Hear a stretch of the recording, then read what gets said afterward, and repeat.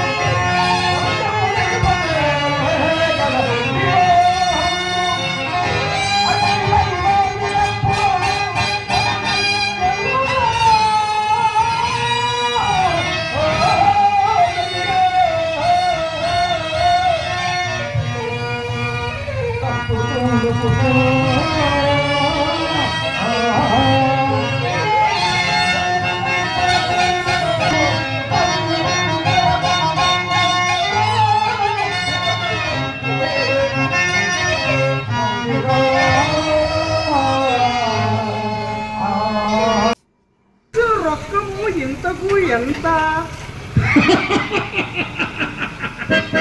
అతను మనకి ఇవ్వవలసినది లేదు, మనం పుచ్చుకోవలసినది లేదు. అతను సత్య స్ఫూర్తి పరిస్థితులుగా ఈ పన్నాగమంతా అయిన అడిగితేగా నా చెబుతాను విను.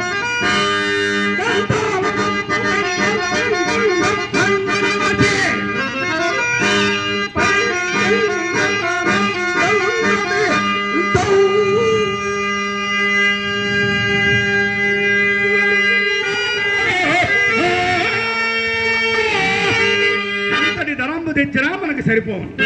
అయినా నీ సంగీతమే రోగంటివి. నేను చెప్పింది గుర్తుందో లేదో, సంగీత రూపంలో అలాపము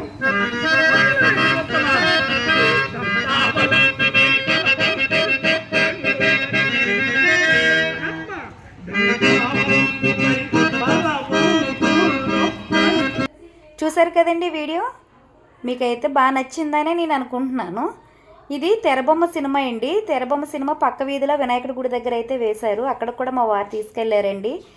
తెరబొమ్మ సినిమా చూడగానే ఫస్ట్ మా పిల్లలు చాలా హ్యాపీగా ఫీల్ అయ్యారు. ఇది ఎప్పుడు వాళ్ళు అయితే చూడలేదు. మా చిన్నప్పుడు అయితే మా నాన్నమ్మ ఇలాగ గుడి దగ్గర వేసినప్పుడు వినాయక చవితికి అది వేస్తారు కదండి, అప్పుడు మా చిన్నప్పుడు తీసుకెళ్లేవారు మా నాన్నమ్మ. నాకు ఇది చూడగానే పాత జ్ఞాపకం అయితే గుర్తొచ్చింది. చాలా హ్యాపీ అనిపించింది. మీకు ఈ వీడియో నచ్చినట్టయితే లైక్ చేసి, షేర్ చేసి, సబ్స్క్రైబ్ చేసుకోవడం మాత్రం మర్చిపోకండి. ఓకేనా?